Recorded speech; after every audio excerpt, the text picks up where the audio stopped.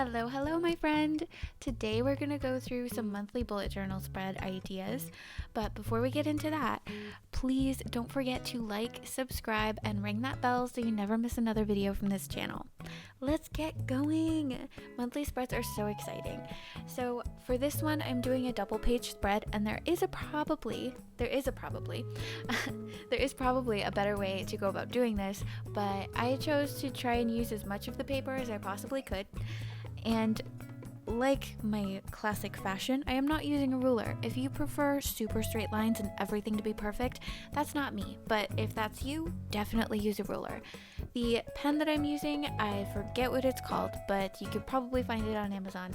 The ink that I'm using is not in English, so I can't describe what it is, but it is an erasable ink. So if I just have a heat gun on this, boom, it's gone, and I can use it like it's a brand new notebook again.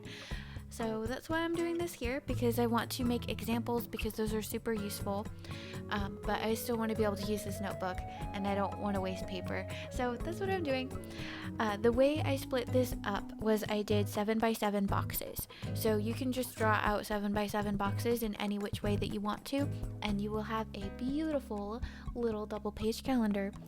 I personally really like the other two calendars that I did a lot more than this one, but it still has its uses, so definitely go for it if this is something that you would like to do. I could see this being useful if you have a lot of things going on and you need space to write them. So you can just write it all in here and be good to go, and everything looks all sweet and peachy keen, and I love it. I tried not to have too many cuts in this video, so it would be pretty easy to follow, but I did speed this up a little bit. I also used the first top line as a little header to put the days in, but you're welcome to use whatever you prefer to do. I also have a little section for the month name, and that's about it. This next spread, I think, is my favorite. So these are little 5x5 squares, and I had it be more on, I had it left justified. My little mouth is mumbling today. I had it be left justified, and I think it looks really good on that side. But you could do it on the right side too, and have a little extra space if you like everything to be on the left-hand side. I'm right-handed, so I like stuff on the right-hand side, but that's just me. And there's a lot of space to do whatever you want in here.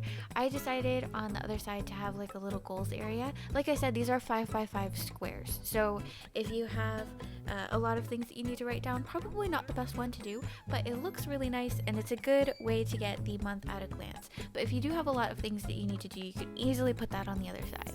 I accidentally went a little bit too far on that first line, so to make up for it, instead of drawing a little heart like I normally do over my mistakes, I instead chose to make all of the lines a little bit too far.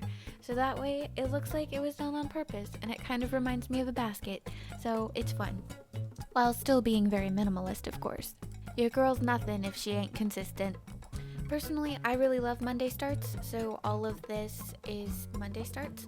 I also really love this spread because the weekend, Saturday and Sunday, are just on the other side of the page there, so it really balances out the work week versus the weekend, and it makes it really easy to see which is which. For the other side of the page, like I said, if you have a lot of events going on, you can put those there.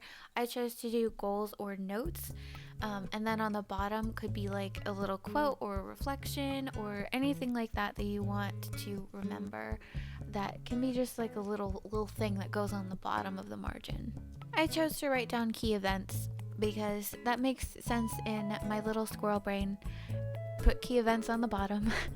Someone else might do it on the side. Anyway, that does it for that one.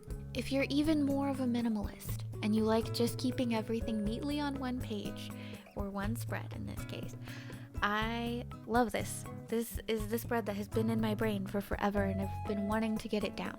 So you just have you split the page into a quarter. So for a Leuchtturm A5 or a Leuchtturm medium, I think that's what they're called, halfway horizontally is, I think it's 18, and then halfway vertically is 13. So you just count it out, and then you make your little half and half, and everything's in quarters. So on the upper left-hand quadrant, I just have the month, and then I have key events right below. Usually for me, there's not a ton of things going on in my life, so I have the opportunity to just have a tiny little area for my key events, And then below that section, I thought it was smart to have like the little goals page right there, or the little goals section right there, because goals are super important to have if you want to make your habits happen. So I have goals that match up with the habit trackers. And I was able to fit, I think, 4 habit trackers on here. And I just drew out the shape of the month because the month's right there. It just makes sense to do it that way. Then you don't have to date anything. You just be like, oh, okay, so it's like boop, boop, boop, boop, boop, done. And then you're done. And you're keeping track of what habits you got done. You're keeping track of the goals that you're trying to achieve. It just makes sense. And it's clean, it's simple, it's not too complicated. There is a lot going on, but it's not busy. And I love it so much. This very, very last one is maximum minimalist. So you just have the month on the very top. I was able to center it by just counting 7 from 13. So 13's in the middle and then 7 on either side. I don't know how I did the math. I was just able to center it. And then I drew out the month shape because I was really tired of writing down 1 through 31. So I drew out the month, but I would probably write out the month dates if I were doing this for real. But I'm not, so I'm just drawing it out. And then after that, what do? Nothing! It's completely up to interpretation. So if you have so many different things that you need to do, this is the best one for you because you could just write all of your key events right here. If you're so busy, this is perfect. You can also alternatively write out the hours or just the days themselves and just on a row rather than having the shape of the month. But I feel like the shape of the month is really helpful. So that about does it for all of these spreads. Which one was your favorite? Which one would you actually use? I know which ones I would use.